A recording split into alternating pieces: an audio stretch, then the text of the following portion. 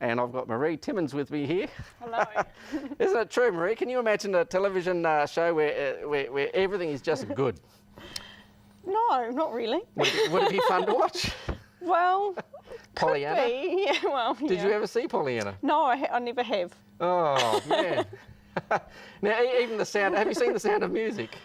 Once. Marie Timmins has seen The Sound of Music. This is good. Okay, you're just too young to have seen it, aren't you? That's true. Oh, it must be. Yeah, it must be.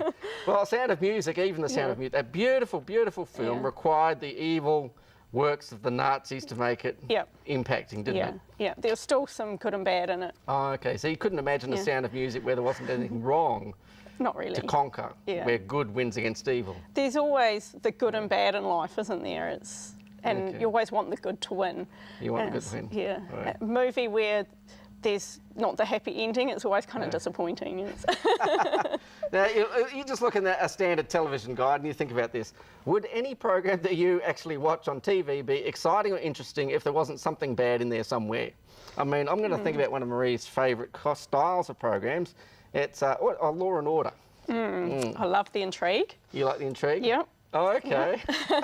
Like trying to find out, guess who actually did it and things like that, and see if you're right at the end of the show. You know, there's a new show out. It's called The Good Wife. I've seen that advertised on the billboards. Have you? The big billboards around town. So. Yeah. So her husband left her, and the wife is a lawyer, and she goes and defends people in court. Yeah. If there was no crime, would there be lawyers? Well, I guess not. No. They'd be done out of a job. They would, completely. A lot of people might not be too bit sad about that. So here's the real question. Can you imagine a world where there is no sin, or law-breaking, or wrongness, or evil? Can you imagine a world where everything is just perfectly good all the time? I tell you what, I can't, and would it be an interesting television show? I don't think you would get many people viewing it. You wouldn't? No. Thank you. Because... yeah, it just doesn't, like you say, I don't think people can really imagine that. Okay. No one has seen that. Okay. Yeah. And in life, there's always that force, like good and bad. Star Trek, you know, in every movie, there's the good and bad against each other, and you're vying for the good and, well, sometimes even the bad, depending on how they portray them. That's right, on the movie Avatar. Yeah. Both sides were trying to do wrong, or trying to kill each other, weren't they? Or defending. Yeah. Well, it was a great movie. Save their own planet.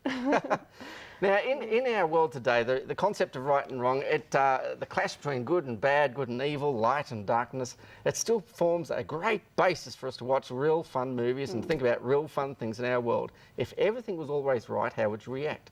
The Holy Bible tells us that our brains, we're hardwired in this world to only think about wrong and right because we just don't know what it would like to be in a world where everything's just right. Where does the idea of rightness and wrong come?